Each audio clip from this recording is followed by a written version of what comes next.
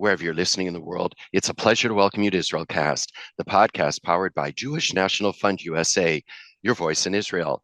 I'm Steven Shalowitz. First, reminding you that for over 120 years, Jewish National Fund USA has been the premier philanthropic movement for the land and people of Israel.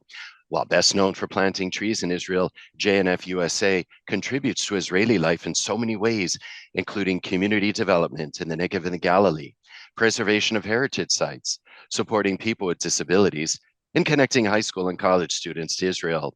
To learn more and to see how you can contribute, do visit jnf.org. Once again, after all these years, hope you got it, it's jnf.org. And in just a short while, I'll be sharing with you info and dates for the upcoming Jewish National Fund USA Conference 2023. So get something handy to write with, once again, in just a few moments. But in the meantime, on this episode, we are indeed privileged to welcome Colonel Richard Kemp as our featured guest. Now, we only have about 60 minutes with Colonel Kemp, and frankly, if I were to go through his whole background, it would take up our entire hour. But to give a flavor of his remarkable life, he has spent most of it fighting terrorism and insurgency, commanding British troops on the front lines of some of the world's toughest hotspots, including Iraq, the Balkans, and Northern Ireland. Most notably, he was sent to Kabul in 2003 to take command of British forces in Afghanistan.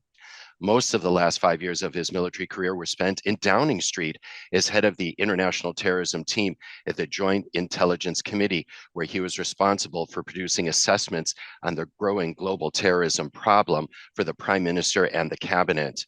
In 1993, he was appointed member of the Order of the British Empire, MBE, by Her Majesty the Queen for intelligence work in Northern Ireland, and was awarded the Queen's Commendation for bravery for service as a commander in the United Nations Protection Force in Bosnia in 1994.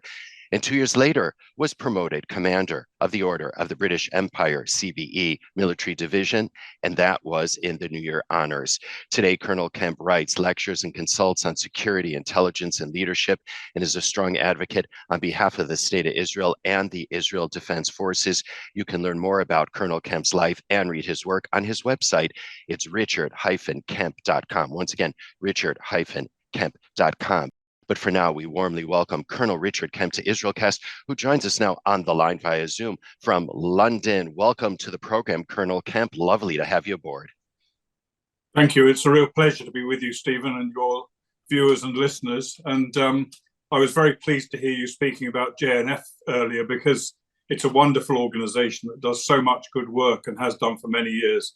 And it's been my privilege to work with the JNF on numerous occasions in different places around the world. Indeed, and I know you've been to Israel on many occasions, so I'm sure you have visited JNF sites or forests, or again, we talked about preservation of heritage sites, and certainly I know you've been to many of them. I know you took high schoolers around the country, and we're going to be talking about that in just a moment, Richard. But really, I most always like to start these conversations at the beginning. So if you don't mind, would you mind taking us back, really? And when did you first have this consciousness of Israel? When did it really all begin for you? Well, when I was at school, I was naturally, being somebody from a very early age, I wanted to be a soldier, and I was naturally interested in war and conflict. And during my childhood, Israel, as we all know, got involved in a number of different wars, defending itself against aggression from outside. And this, of course, made the media in the UK, and it was, featured, for example, the 73 war and so on, featured extensively on the news programs. And so that attracted my interest. And I think one of the things in those early years that made me probably contributed to my perspective on Israel was the fact my father was always very much, when these programs were on, always very much on the side of Israel. And that wasn't necessarily a common view at the time in the UK, but he was very clearly and very firmly on the side of Israel, even though he'd never been there and probably had never met a Jew in his life, I suspect, or very few perhaps. But that, I think that helped shape my perspective. Where did that come from within him? Yeah, well, he was a soldier in the Second World War, and although he wasn't involved in the liberation of any of the camps, etc., he was well aware, particularly after the war, what happened during the Holocaust. And I think mainly as a result of that, he felt that the Jews had to have their own homeland that they could protect and defend themselves from in order to make sure that nothing like that could ever happen again. And just to reiterate, I would imagine that that was a rather unpopular view at the time. It certainly wasn't common. And when these things were discussed at school, for example, that was not really the view of the teachers, as you might understand. It's probably even less so today. But it was, it had become, I think, a less common view in the UK after the Six-Day War. Yeah, exactly. And support for Israel, when Israel showed itself to be a very strong country and a country capable of defending itself, no longer the underdog. Support for Israel, I think, fell away in much of the UK after that. But so, yeah, his view was probably, as it was in many, many different areas, was a bit of an outlier. I understand that you studied the IDF at Sandhurst. So I'm just wondering, what were your takeaways then? And what was the conversation like amongst the other cadets when it came to the IDF and when it came to Israel? Yeah, well, we probably studied the IDF and its military actions more closely than pretty much any other army in the world, which sounds a bit strange given the size of the IDF and the fact they're so far away. At the time, we in the British Army, we were preparing and training and planning to fight against the Russians if they invaded into West Germany and beyond. And that was pretty much the entire focus of our military effort. And so it was really important. And the only army in the world at the time who were fighting the type of warfare we were planning to fight, in other words, armored warfare against a Soviet armed enemy, were Israel. And so their tactics were of supreme interest and importance to us. And we learned a great deal from them, from the way they operated and from their extraordinary, in some cases, extraordinary success in battle. And I would say in the case of the discussions we had with other people, there was really nothing but admiration for the IDF among my fellow officer cadets and instructors at Sandhurst. And I think that's true today as well. I'm still in touch with many people who have served in the armed forces or are serving in the armed forces today in Britain. And I think it's a very common view among them is the admiration for the IDF today included. I'm not just talking about in those wars, but what they're doing today. And they don't share the distorted view that I think is so prevalent in the UK and other parts of Europe and indeed parts of the US, that Israel is doing something wrong in defending itself. That's the view that's sort of propagated very, very unfairly on a very wide level, including, for example, by the BBC, and that influences what your average British person thinks. It doesn't influence really what ex-British soldiers or serving British soldiers think, because they've had to fight the same type of enemy in Iraq, Afghanistan, Syria, other parts of the world. They've used the same tactics as the IDF used pretty much. They understand what they're doing. They not only, in the vast majority of cases, not only support and agree with what the IDF are doing, but also understand why they're doing it and admire the way they do it. So is the IDF and its history and its tactics, is it still taught at Sandhurst? And can you talk about then the relationship between the British military and the IDF? Yeah, I think it probably is still taught at Sandhurst to an extent, perhaps not to the same extent as we were taught it, because as I mentioned, at that time we were preparing to fight the Russians. Well, perhaps we're preparing to fight the Russians again. I don't know, but let's hope we don't end up having to do that. But that was a really serious aspect. Later, of course, it became when terrorism, as opposed to conventional war, became the norm in the conflict against Israel. Israel again developed very effective counterterrorism policies, and we learned from that as well. And I've no doubt at all that a lot of what Israel does to counterterrorism in their own country is taught at Sandhurst today, probably more than conventional warfare. And as to the relationship between the British armed forces and the Israeli Defense Force, I think it's very strong. It's not strong right from top to bottom because the British forces don't carry out a similar level of cooperation as, for example, the US and Israel does. So you don't generally get British and Israeli soldiers carrying out exercises together and things like that and training in each other's country. But at the top level, where the main contact takes place, I think it is extremely strong. And I know that the chief of staff of the IDF comes over here, vice versa. Our chiefs of staff go over there. We do have exchanges between the two countries. I spoke only recently to a group of IDF officers who were over here in London visiting. So it happens quite a bit, and that relationship is strong. And I think we gain. I hope Israel gains as well from it. I know that we gain a great deal from it, and that includes, for example, Israeli counter-bomb technology, which was used extensively in Iraq and Afghanistan and saved the lives of many British soldiers. It includes battlefield medical technology. It includes drone technology. And another thing it includes, or did include, was when I was in Afghanistan, before I deployed to Afghanistan, this was the first time I was going to face the threat and command troops facing the threat of suicide bomb attack. And the first people I had to go to find out how to do it was the IDF. And I spoke to the Israeli embassy in London, and they sent across to London specifically a divisional commander from the IDF who was commanding troops on the Golan Heights. He came over to London for a couple of days specifically to talk to me about how they dealt with suicide bomb attacks. And he was chosen because he was the number one expert. The Israelis didn't think it was good enough just to let the defense attaché, for example, in the embassy in London talk to me. They wanted the best, and they sent the best.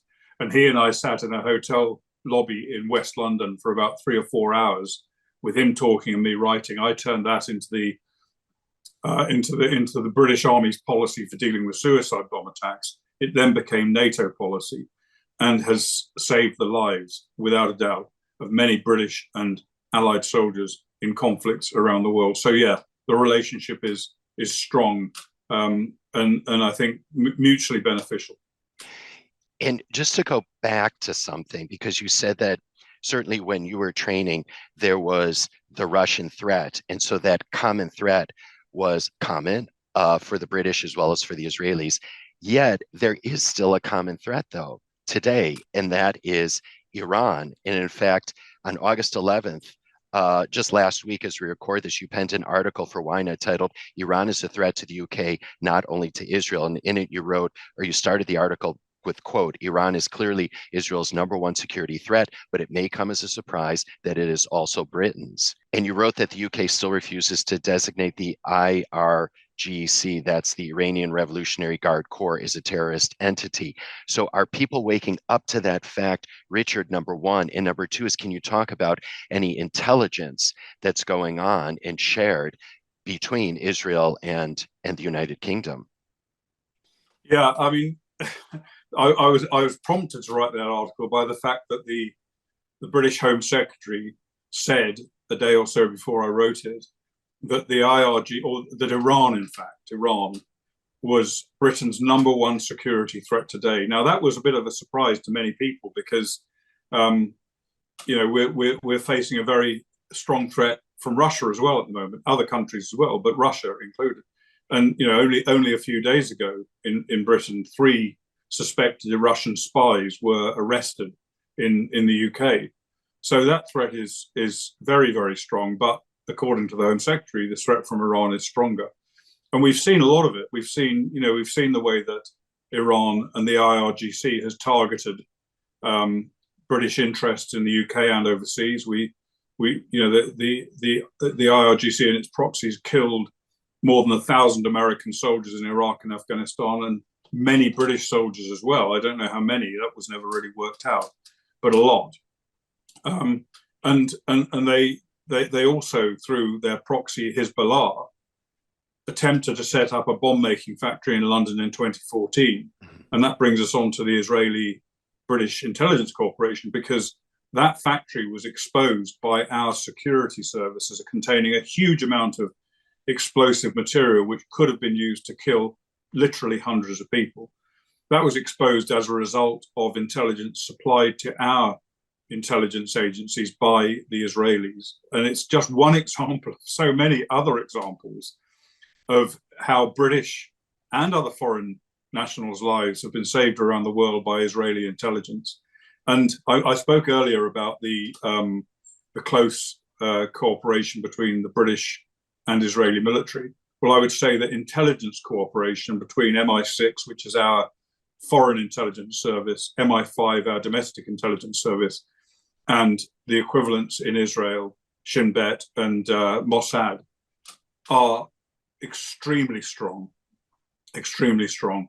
I think probably more that the intelligence relationship between Britain and Israel, I would estimate, based on my own experience, is stronger probably than any other two countries in the world, with the exception of Britain, the US, and Israel and the US. So, and it's, again, as the military cooperation is hugely beneficial, the intelligence cooperation saves lives, without a doubt, saves lives of British people. And the same cooperation is extended by Israel to many other countries around the world, both friends and countries that people might consider enemies of Israel.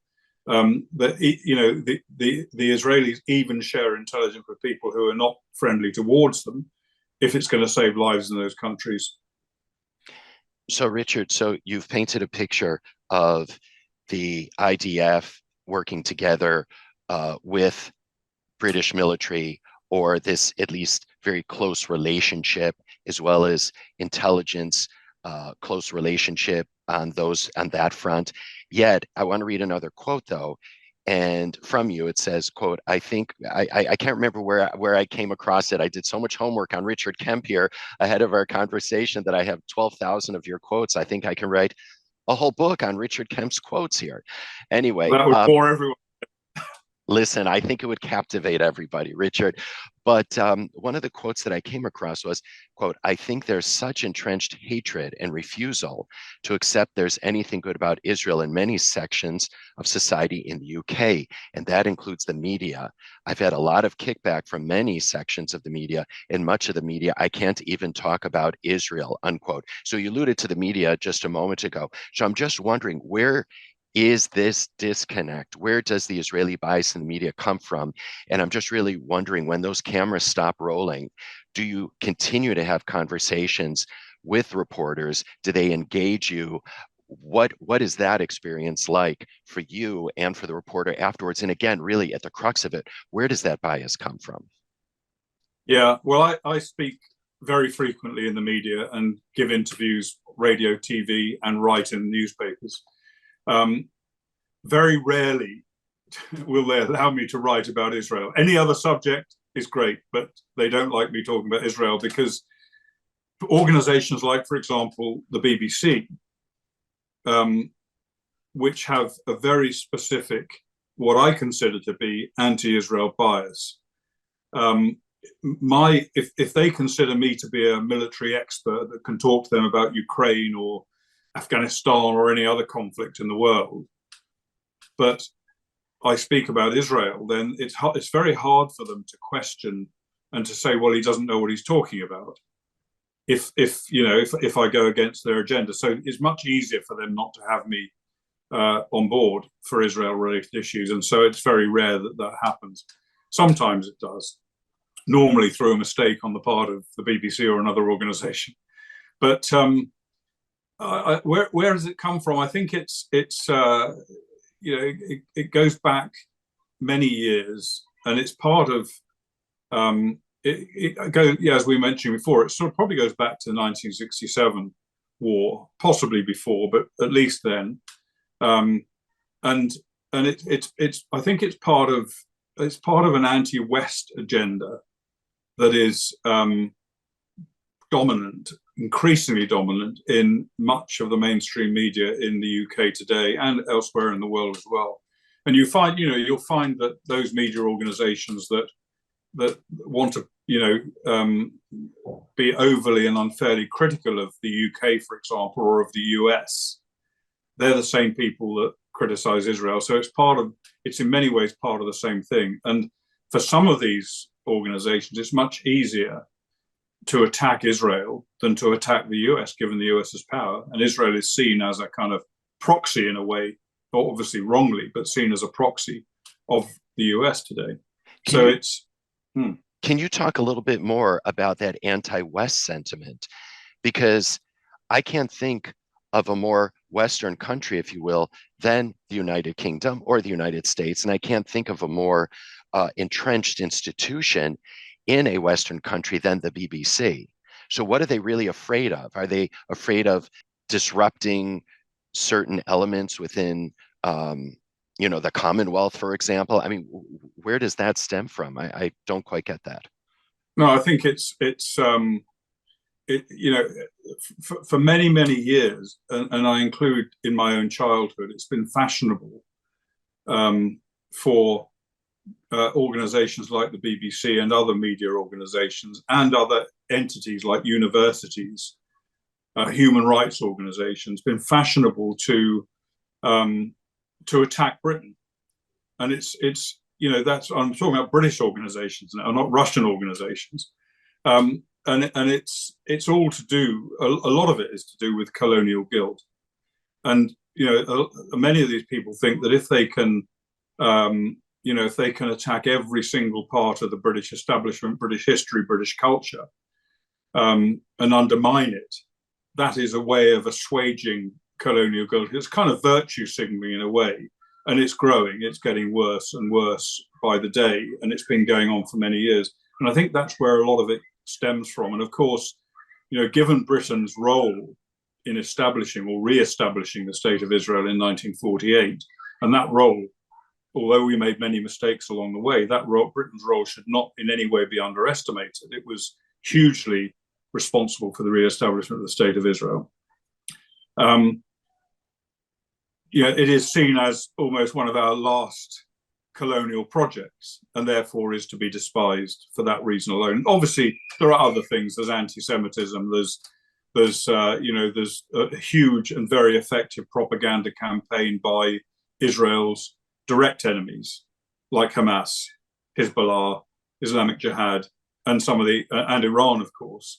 That propaganda has an impact and effect in Western media. But I'll just give you an example. You also asked about what's said when the cameras stop rolling. I was in the Sky News studio a few years back now, and I was doing an interview on Afghanistan. And I walked out of the studio, walked down the corridor of their headquarters, and I bumped into a very senior international correspondent for Sky, who kind of came along and pointed at me quite aggressively and said, "I want to speak to you." I said, "What do you want to speak about?" And he said, "I want to talk to you about what you say about Israel." And I said to him, "Well, I wasn't talking about Israel. I was talking about Afghanistan." And he said, "Yeah, but I want to talk to you about what you normally say about Israel." I said, "Okay, come on, let me have it then. Give me both barrels," which I was expecting. He said, "I agree with every word you say." And I said to him, "Well, why don't you say it as well then?" And he said, "Because if I did, I'd be fired." Which goes to show, there are many journalists who understand the truth and the reality of what happens in Israel, around the Middle East, but can't give their honest view because the management, the people that own and run and edit the organization, won't tolerate it. And another brief example, I did an interview. I managed to slip through the net and did a series of interviews actually in the BBC's bureau in Jerusalem during one of the conflicts there, not the last one, I think one of the last conflicts from Gaza. And when I went in, I was greeted with open arms because all the people behind their computers in the bureau brought in from the UK to help them to cover the war didn't know who the hell I was. Why should they? But I was basically, another civilized person in this terrible country. So I came in. They made me very, very welcome. I did the first interview on BBC News Channel, which they clearly didn't like. It didn't go with their agenda. I walked out. They meaning the BBC. These staff, the BBC staff people who had welcomed me, and I walked out of the studio back into the main office area, and I was cold-shouldered. I was still going to be there for several more interviews, but there was no more hospitality except from one journalist, and that journalist who gave me coffee and looked after me was an Arab journalist working for the BBC, because unlike these other people who came in and just knew what the BBC's agenda was, this Arab guy, he lived there, he knew what the situation was, he understood it, and he knew that I was not distorting the truth in what I said. See, I think this is so astonishing that, again, they'll have you on to talk about Afghanistan or Iraq, other global hotspots. They won't have you on to talk about Israel because it doesn't fit their agenda. So even Colonel Richard Kemp gets canceled. Yeah, I've been cancelled many times, and not just in the BBC. I wear cancellation as a badge of honor. I go to universities quite a bit, and in the US, in the UK, around the world, different countries. And I don't consider any visit to a university to be a success unless there's a significant protest against me there, and there normally is. I don't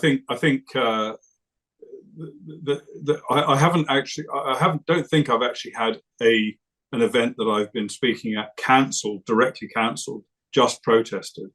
But there's a strong will among some of these student organizations, and I think it's a relatively loud-speaking minority that do not want the truth about Israel to be heard. They really don't want it. Even when I was in Norway recently, a relatively small town in Norway, there was I think the first ever protest they'd had in that town against the talk I was doing on Israel. That's something. I mean, does this anti-Western sentiment also extend then to the Foreign Office? Yeah, it does. And I worked extensively with the Foreign Office over many years, particularly around 9/11 and for the probably 10 years after that. And the anti-Israel feeling in the Foreign Office was, to me, pretty palpable. And actually obstructive in some ways in some of the work I was trying to do to cooperate on the intelligence side with Israel. They didn't succeed in obstructing, but they tried to obstruct.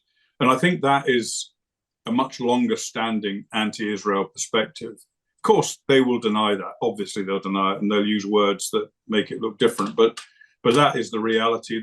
And it doesn't apply to everyone in the Foreign Office. I've known many, or several, many is probably an overstatement. I've known several people in the Foreign Office who understand Israel and who are not biased against Israel. But the majority, I think, of those who I've come across are, and that goes right the way back to the period after the First World War, after the Balfour Declaration in 1917, which effectively pronounced Britain's and other allied countries' support for the re-establishment of a Jewish national homeland in the land, what was then known as Palestine.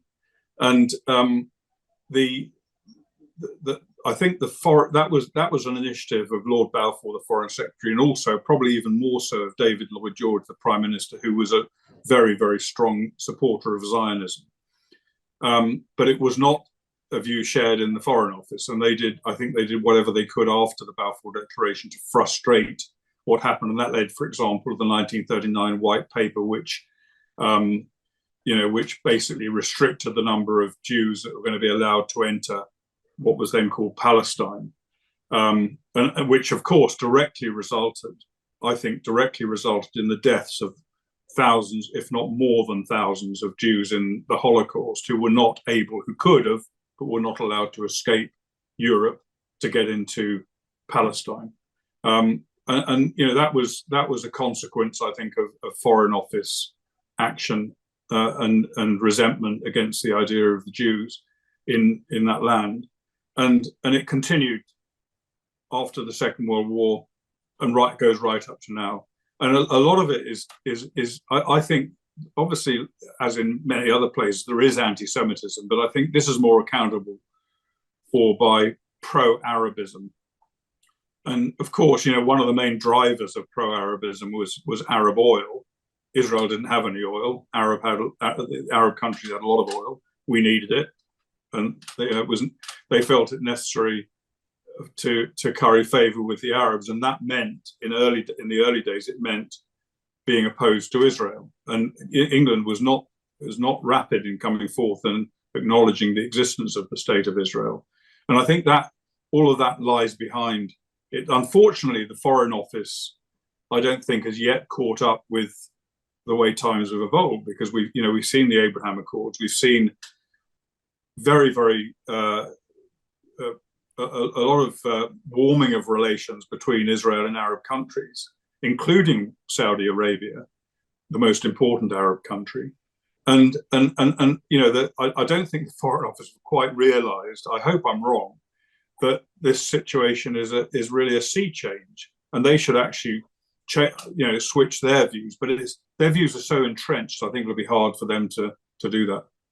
And interestingly, the now Prince of Wales, then the Duke of Cambridge, paid a visit to Israel several years ago, and members of the royal family don't go anywhere outside of the UK without Foreign Office sanction, correct? Yeah, I think that was quite a significant step forward. And I suspect, I don't know this in any way, but I suspect it was probably something that the royal household probably wanted to do, and the Prime Minister agreed and probably overruled the Foreign Office in that case. And I think the Queen, who is the head of the Church of England, and of course, Jerusalem is as important for the Church of England as it is for the Catholic Church, for Judaism, etc. I think the Queen almost certainly would have very much liked to have done a visit to Jerusalem, but she's not her own, or she wasn't her own boss. And I suspect that anything like that was vetoed, despite her visiting pretty much every other country in the region at one stage or another. So, I have hope. And I know Prince Charles, whose own grandmother is the Duke of Edinburgh's mother, is buried in Israel, and was righteous among the Gentiles for the work she did to save Jews in the Holocaust. Sure, Princess Alice of Battenberg. Right, and I would be pretty confident. Prince Charles has been, King Charles. I'm slightly behind the times here. He has been to Israel on several occasions for unofficial visits, but not a state visit, not an official or formal visit. And I'm pretty sure he would probably like to do that. And so it's a question we will, and I think it would be important he does. Well, one, again, now he is the head of the Church of England, centered in Jerusalem. And I don't, funnily enough, I don't think it's something that Israel needs. Israel does not need, they mustn't, I'm sure every Israeli doesn't go up and we must have a royal visit. I'm sure that's not the case. I'm sure Israel doesn't need it. I'm sure many people in Israel would welcome it. But I think Britain needs it, because Britain does have this exceptional relationship going back for many, many years with Israel. And I think, it would be in Britain's moral interest for the king to make a formal visit to Israel. Well, they were quite excited when, again, the then Duke of Cambridge paid a visit to Israel, and there were those beautiful shots of him at the Western Wall. I believe he also did visit his great-grandmother's tomb, Princess Alice's tomb.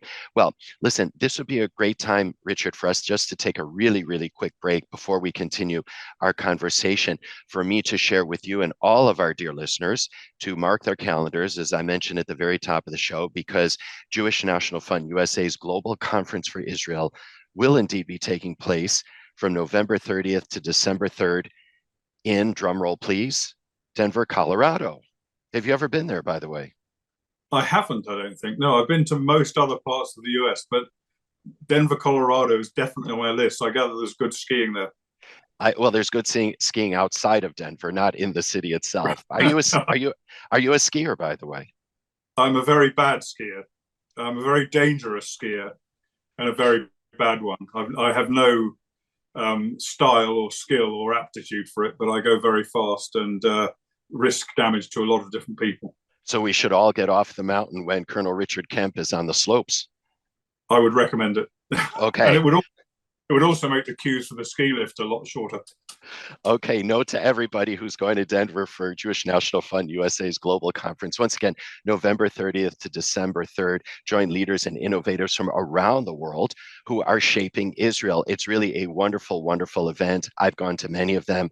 I've enjoyed them. A lot of networking, a lot of learning, a lot of insight to be gained. Plus, who doesn't love a good Shabbat dinner? Do you love a good Shabbat dinner, Richard? I've had so many good Shabbat dinners. I can't get enough of them. Most Fridays when I'm in Israel, I enjoy a good Shabbat dinner, and quite often in different parts of the world. Kosher food is my favorite, and I say that with a slight smile on my face. Well, at the very end of our conversation, I want to ask you about some of your favorite foods that you've enjoyed in Israel. So start thinking about that.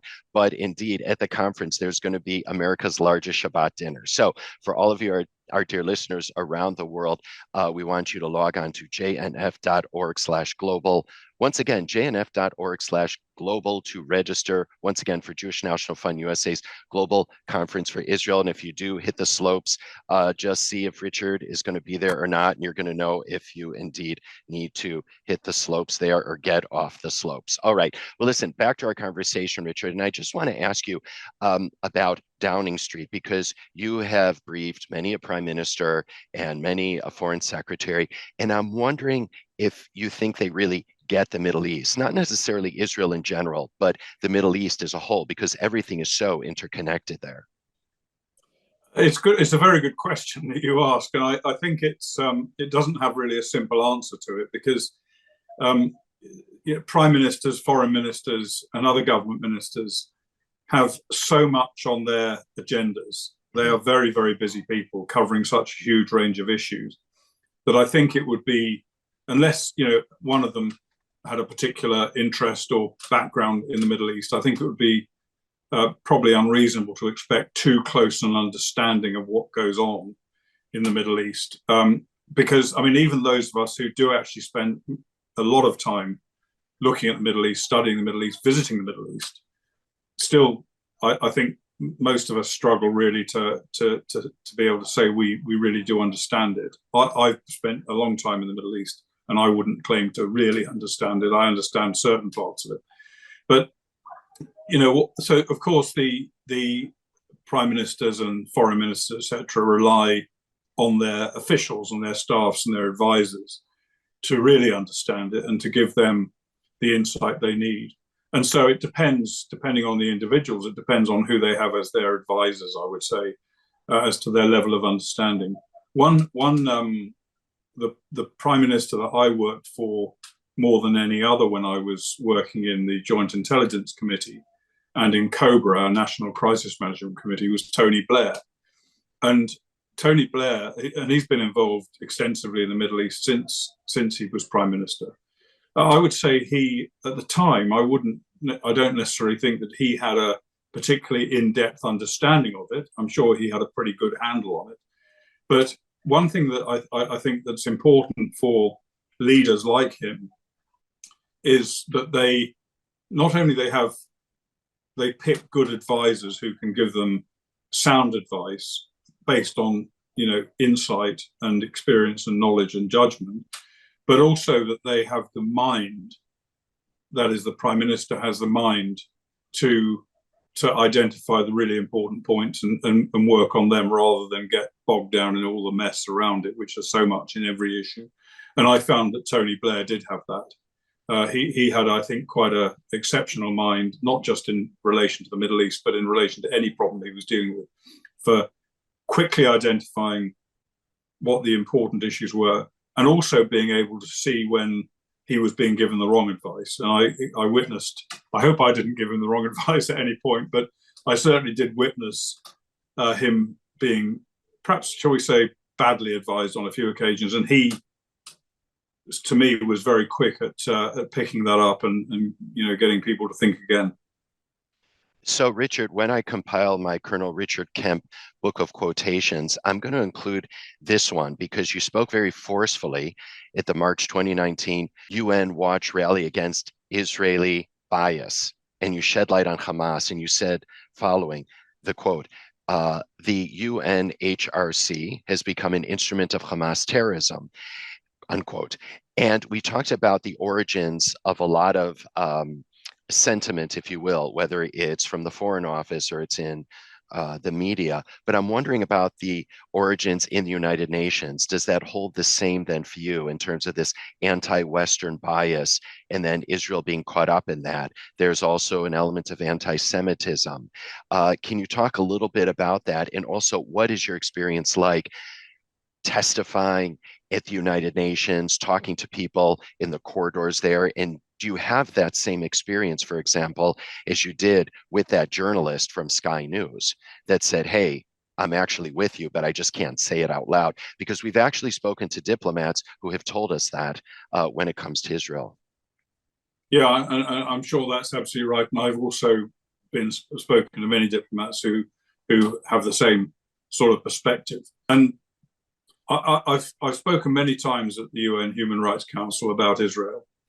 And I've had to sit through hours and hours and hours of vitriol being poured out, lies, distortions, vitriol being poured out against Israel by diplomats from around the world. And just to give you an example of some of probably the most bizarre experience I had in the UN Human Rights Council was last year when I spoke after the Gaza conflict that had occurred before that. And amidst this litany of speeches against Israel was a speech by the Russian Federation ambassador. The Russian Federation had been excluded from the UN Human Rights Council, suspended from the UN Human Rights Council before that when they invaded Ukraine. But somehow they were still there, and somehow they were still making a speech. And that, that to me in many ways sums up the Human Rights Council, that you could have a country, the most egregious human rights attacker, in the middle of a war of aggression, killing civilians, killing Ukrainian soldiers, attempting to take someone else's sovereign land, threatening the world with nuclear attack, yet still they can be a part of the Human Rights Council. And the Russian Federation ambassador sat there with a straight face and said the Russian Federation condemns Israel's abuse of human rights, its war of aggression against the Palestinian people. It calls on Israel to observe the laws of armed conflict and to refrain from abuse of human rights and more of that sort of stuff. And, that was, as I said, while the Ukraine war is going on, with this very ambassador's country doing exactly the things that he was accusing Israel of doing. Doesn't matter. So that was pretty bizarre. But sitting through all these speeches, it's, I think it's not, I wouldn't describe it as disheartening, but it's it very much exposes the true nature of the Human Rights Council, which is, apart from the anti-Israel agenda promulgated by Iran, other members of the Human Rights Council, other members of the UN, and imposed, and deals done with, let's say, African countries or Asian countries or whatever, European countries, with these different enemies of Israel to agree a line and to agree what's going to happen. So much political bargaining goes on, which leads to the stance that a country takes. So a country that speaks against Israel doesn't necessarily think that Israel is in the wrong. Probably no, they're not, but it's part of some other deal that's being discussed very often. And I think the other thing to, I think, be aware of is that the Human Rights Council, many of the members of the Human Rights Council are real offenders against human rights, real persecutors of their own citizens. And they use their attacks on Israel as cover from that. If the Human Rights Council is spending so much time, which it does, attacking Israel, vilifying Israel, then it's not spending that time investigating or attempting to investigate the human rights abuses in their own countries. Interesting point. Just switching gears Richard, we had Masha Merkulova on the program, your friend.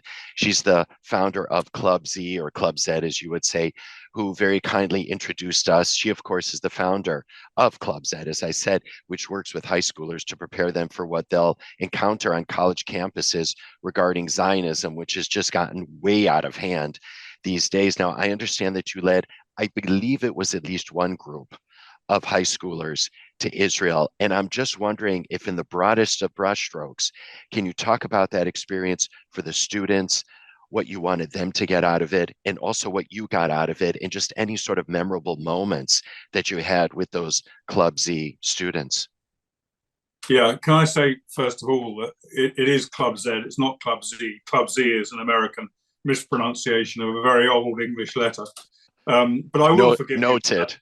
I will forgive you. I will tell you something, Richard, just as an aside, because I told you before we started rolling, I did study at SOAS for a year in London as part of my college degree. And I came back with, spelling the British way, thinking that it's a lift. And even to this day, every time I see the letter Z, I still think of Z. Congratulate you on your enlightenment. Very un-American, but thank you. Yeah, I mean, Club Z is a fantastic organization that I've had the honor of working alongside now for quite a number of years, and they're certainly one of the most, I think, effective, if not the most effective, pro-Israel organizations. Small organization, but nevertheless very effective in the United States. And what they do something that I consider to be probably the most important function that a Jewish organization can do today in any country, and that is to prepare high school students for the maelstrom they're likely to receive directed against them when they get to university. And not every university, of course, but many universities in the US, the UK, etc. So it prepares them for that. So they're not sort of, it's like, I think of them as soldiers in training. If you don't send a soldier into battle without training them first, and that's what Club Z does. They train these Jewish students who are going to go and have to face, in many cases, to face this hatred. And it's so important, and they do it so well. And Marsha, who you mentioned, she founded it. She's absolutely fantastic. She told me to say that, but I also believe it. I do too, by the way. And she didn't tell me to say it. No, she didn't tell me either, but I thought it might annoy her. Yeah.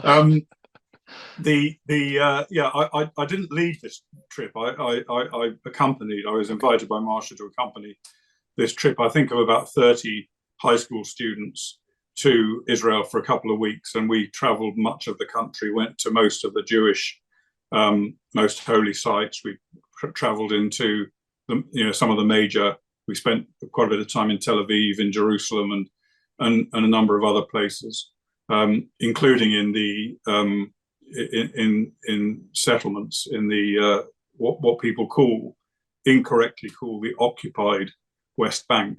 We know it as Judea and Samaria. But we spent a lot of time there, and they were so impressive, these kids. They've been trained by Club Z. Most of them had done maybe a year of training, and they knew their onions, they knew their stuff, they knew what the issues were. And when we visited a number of different places. We spoke to several pro-Palestinian activists, or anti-Israel activists, however you want to call it. And many of these people are used to visiting American students, high school students, university students, coming in, listening, not really knowing what's going on, listening to what they're saying, nodding in agreement, going back home and telling this story of woes of the Palestinians. But this lot didn't do that. They pushed back against it. They were very respectful. They recognized they were in somebody else's country, and that person had their own views and opinions. But so they were very respectful, but nevertheless, they didn't accept often the distortions that were being pushed at them. And I really admired the courage, because it does take courage if you're a 16, 17-year-old kid who is arguing with someone who's an older person of, say, 40, 50, whatever it might be, who knows everything, has been there, done it, and lives there. So it does take courage to stand up in front of a group and speak like that. And that was something I really admired. And I think, I mean, my message to them was and remains that two things really. The first thing is, the most used. I should have explained. I'm not a chosen person. I'm a Catholic actually by religion.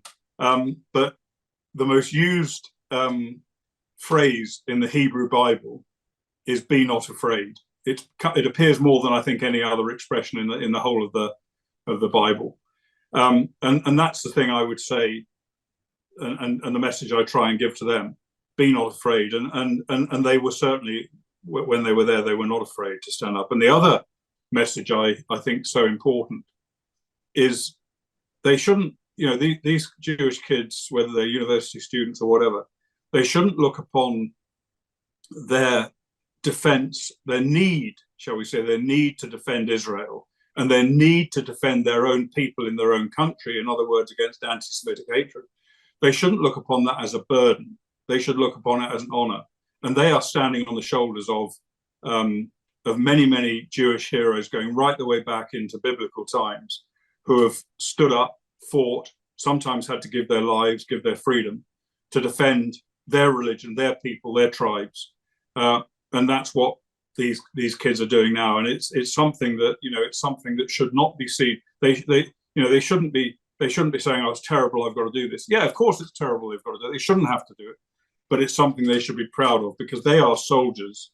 They're not soldiers who are going to pick up a gun and attack the enemy. They're soldiers who are going to use their voices and their writing, whatever, to stand up and defend people, whether they're in Israel or in America, against injustice and lies and distortions. I love that paradigm shift, that it's an honor to stand up for Israel. Yeah, and it is. And I stand up for Israel. I do my very small part in standing up for Israel, even though I'm not Jewish. But I consider it an honor to do that, because I'm well aware of the virtues that Israel has, the good things Israel does. And I know that the vast majority of criticisms of Israel, particularly on defense and security, are wrong, are simply distortions. And so, I was taught right from wrong when I was a child. And whenever I have the opportunity, as I do in this situation, to stand up for right against wrong, I consider it not only a duty, but also very much an honor to do so. But also, just slightly diverging, Winston Churchill, who some of your viewers may have heard of, a famous Anglo-American. Yes, I think we've heard of him. Yeah. He when he was speaking at his old school, Harrow, one of the most famous schools in the country, during the Second World War, it's in 1941, before America came into the war, into the Second World War. He was talking to the pupils, and they had written a song, the school song. They'd added a verse to the school song, which included a verse, which was a verse about him as now the most famous old Harrovian. And that verse referred to darker days. In other words, the days they were in at the moment, these days in the Second World War are dark days. And Churchill said, when he made a speech, he said, "I've asked for this to be changed. These are not dark days. These are great days. They're perhaps the greatest days in all of our history." And what he was talking about was the fact that, history was being made. And as I, in a much smaller way, speak to Jewish students about the honor of fighting for Israel, he was talking to the Harrovians about the honor Britain had to fight for its own country's freedom and for the freedom of the world. Do you ever feel, though, Richard, that you just want to pull your hair out and say, what is it with these people? It's like people just select facts and select information and distort the truth. The famous phrase that Deng Xiaoping, the former paramount leader of China, used to say in Mandarin is "shi shi qiu shi," which means seeking truth from facts. And today, people aren't seeking truth, and they're not relying on the facts. So does it ever just frustrate you beyond no end? I haven't got much hair left to pull out, but well, you got more than I do. So congratulations on that. Thank you. I didn't want to say anything, but Yeah. Well, it's obvious for those that are watching us via YouTube. yeah, right. Yes. The, it, I don't feel that way. I tend not to get frustrated by things because I just don't think that really helps very much. I think you have to find, rather than get angry or give up or whatever. I think you have to find solutions, and you have to push back, and you have to hit back at people, and you have to expose the lies. Now, the problem is, as you kind of alluded to, so much of what people who are opposing Israel speak about are not, they're not based on facts. Facts are irrelevant to them. They don't want facts. They have an agenda. They have a narrative they've been given. They have sound bites from that narrative that they spout. And the vast majority of them don't have any idea what it is they're talking about. And just, I mentioned before demonstrations, protests at universities. I was at a university in the UK a couple of years ago. Big protest outside. Kemp's a war criminal, all that sort of stuff, the normal things. The event went ahead. Afterwards, I went out of the event hall with the students who'd organised it, and we went across the road into a pub. Do you know what pub is in America? It's like a bar. Yes, we know what a pub is in America. Like a bar, yeah. Yes. We went over there, and we sat down on a long table, and a couple of tables over were the protesters, or some of them, and under the table were their placards with Kemp's a war criminal on and things like that. So I went over and I spoke to them.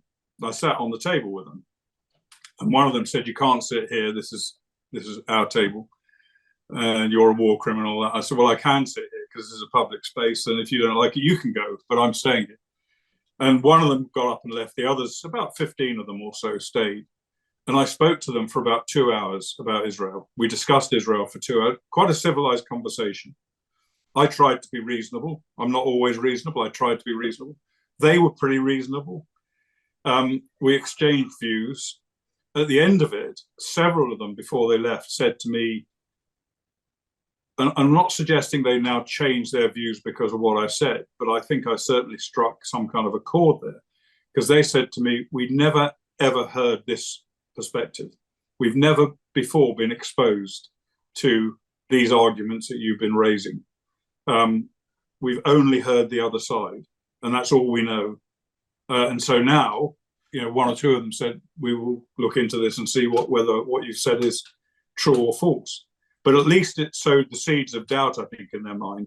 But the reason I mention that is because it's, it only goes to show that at high school over here and in the US in many cases, and at universities and on the BBC, they only ever get the anti-Israel side. They never get the truth. They never get the truth. So how could they possibly know? Right. And I think the moral of the story is not to get excited, not to get agitated, and just to lay out in a calm fashion the facts to those that are willing to listen. And again, hoping to plant the seeds there. Sadly, today, there are too many people that aren't willing to listen. But if you can find those that are, I think that's really how we move things forward. I agree entirely. And I think we all do, we can all do our little bits, but I think collectively that, it isn't even necessarily a war that we're going to win. It's like people who say end Jew hate. Well, we're never going to end Jew hate. There's always going to be Jew hate.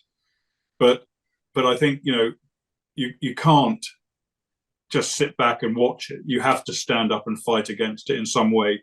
And even if you're not going to end up winning the war, at least you're going to undermine the enemy to some extent, and at least have some impact for good on the eventual outcome. And by the way, it's not only just about Israel, it's about everything. There's just misinformation. And I think some of us have more knowledge on some things than others.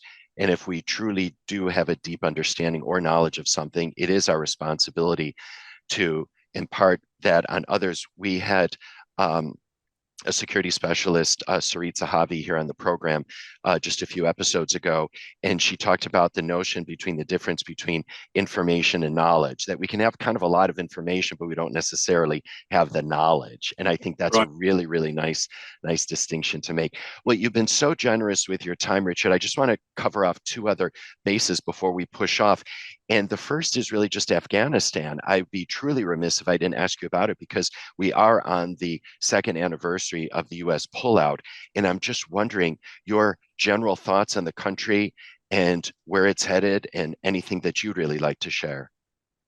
Yeah, I mean, unfortunately, we really did not cover ourselves in glory in the withdrawal or the retreat from Afghanistan 2 years ago, almost as we speak. It was, I think, Allied forces, Americans particularly, but also with British support, German, French, and other countries, we basically held things together in Afghanistan. And by that, I mean, the reason we went into Afghanistan was to prevent it from becoming, again, a safe haven for a terrorist attack that could be launched against the West from Afghanistan, as 9/11 was. And 9/11 was, as we all know, the worst terrorist attack in the history of the world. And also, from the British perspective, more British people were killed in the Twin Towers than have been killed in any other terrorist attack before or since. So it was necessary to go in there. It was necessary to stop a repetition of that. And our forces over 20 years did exactly that. Yes, they made mistakes. Yes, things went wrong. Yes, things could and should have been done differently, but they weren't. But nevertheless, they succeeded. That whole effort, I think, was betrayed by the ignominious retreat from Afghanistan, which I'm afraid lies at the feet of President Biden. Now, he claims that President Trump laid the groundwork for this, which is true, but it was President Biden who went ahead and did it. And so he must take, in my view, full responsibility for what happened there. And Britain, for example, could not have remained in there without the Americans. We no longer have an army that's got the capability of maintaining a presence in a country like that without the United States. And I don't think any other Western country does either. So the withdrawal was due to that very bad decision, in my view, in Washington. Not only a bad decision, but also badly executed. And I think had the US, Britain, and other countries retained even a small presence, about the size they had when they withdrew in Afghanistan, we wouldn't have seen the collapse of the Afghan National Security Forces. And the problem that's brought is I think three main problems. One is the plight of Afghans today. We know how the Taliban controls their country. We know they don't allow women to work, go to school, have any form of freedom. They oppress them. They treat them as, well, I wouldn't even say second-class citizens, probably fifth-class citizens. And it's not only that, but also the way that they treat the population as a whole. So that's a terrible thing. The second problem, I think, is that the second concern, and it's on a more strategic level, is the ceding of that country to China. China and the Taliban have long had good relations. China is in there now. China will gain benefit geographically and in terms of mineral resources from its relationship with the Taliban. And the third thing, which is perhaps the most strategically significant, well, actually, there are four things. Sorry. The third thing is that we've got a situation where Afghanistan can become a base for attack against the West. Jihadists can operate freely there. Al-Qaida is in Afghanistan. Islamic State is in Afghanistan. Other jihadist groups are there. And I think it's only a matter of time, as a US general said recently, that before we see at least Islamic State's attacks from there. Perhaps the most strategically significant aspect is the message it sent to the world. It sent to China, it sent to Russia, of American and NATO weakness. It showed the world that we do not have the resolve or the strength to hold the line in a country where we need to hold the line. We're willing to abandon our friends and allies when we need to. And that message, I think, was particularly received loud and clear in Moscow. And I believe that President Biden's withdrawal from Afghanistan directly led to the Russian invasion of Ukraine last year.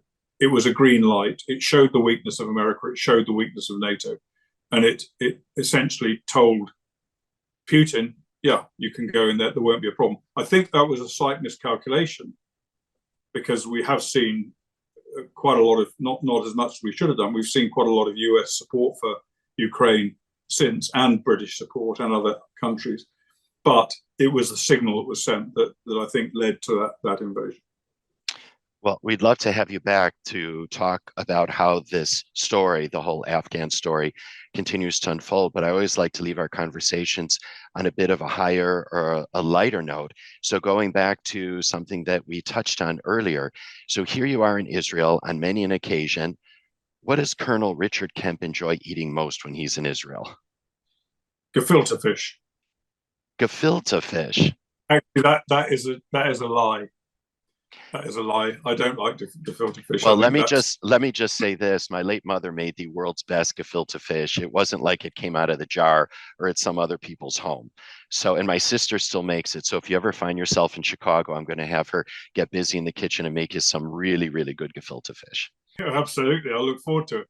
But I don't want to cause any offense among Jews who love gefilte fish, but it's not my favorite. I don't know. The answer is I eat anything that's put on the table in front of me in large quantities. Bagels, smoked salmon, all the normal stuff, falafels, anything you want to mention. But I should say though that one of the best kosher dinners I've had I've had many very, very nice Shabbat dinners in Israel, in restaurants and in people's houses, etc. But one of the best Shabbat dinners I enjoyed was believe it or not, in Dubai. And I went to this is about a year ago, something like that. I went to a kosher restaurant in Dubai. I can't remember the name of it, but it was not up some back alley. It was in one of the most iconic buildings on the sort of 100th floor or something, with a fantastic view of the city. Very well appointed, popular kosher restaurant, very full, pretty much full. And I think that that goes to show the changes we've seen, and my optimism about the Middle East, if it's not a contradiction in terms, my optimism about the Middle East. And I should add to it that, driving down the road, the main highway through Dubai, there were big posters, big banners along the road, on billboards, I think you call them in the US, which said, not just in one place, in several places, visit Tel Aviv. Now, we all know what's gone on between Israel and Dubai, and all the advantages that have been accrued there recently. But it was just very graphic to see that. And I think, if anything, we hope, let's say we hope that we'll see, I would put it as being reasonably possible, we'll see a peace accord of some sort with Saudi Arabia. But I think, the progress that's been made between Israel and the Middle East in recent years is a cause for real optimism. All right. And on that positive note, we're going to leave it right there. Colonel Richard Kemp, this has been just such a remarkable conversation. We just want to thank you so much for joining us this round on IsraelCast. We'd love to have you back to talk more. That's my pleasure. Thank you very much. I'd love to rejoin you. All right. And we'll have info about Colonel Richard Kemp on the show notes page of our website, jnf.org/IsraelCast. And of course, we do release new episodes of the show every other Wednesday, so mark your calendars. And just so you never miss an episode, subscribe to us wherever you get your podcasts. It's so easy. Simply search for IsraelCast. And don't forget to rate and review us, because that really helps us with our rankings, which in turn make it easier for more folks around the world to find us and to hear from extraordinary people like Colonel Kemp. Or you can always enjoy the show by visiting us at our website. Once again, it's jnf.org/IsraelCast. And indeed, it takes a whole moshav to put IsraelCast together. For that, we thank Vivian Grossman, Dara Shapiro, JD Krebs, and Ellie Kodrin. Our editors are Jay Rothman and James Casada from Miratone Studios right here in the very heart of New York City. And the music that you hear at the top and tail of the program is titled My Eden. It's by the very talented Rafi Malkiel from his album Water on the Tzaddik label. IsraelCast is powered by Jewish National Fund USA, your voice in Israel. For more info about JNF USA, visit jnf.org. And if you'd like to write to us with story ideas or just to say hello, I'd love to hear from you. So do email us at israelcast@jnf.org. Meantime, I'm Steven Shalowitz. Thank you for tuning in and looking forward to having you join us on future episodes of IsraelCast.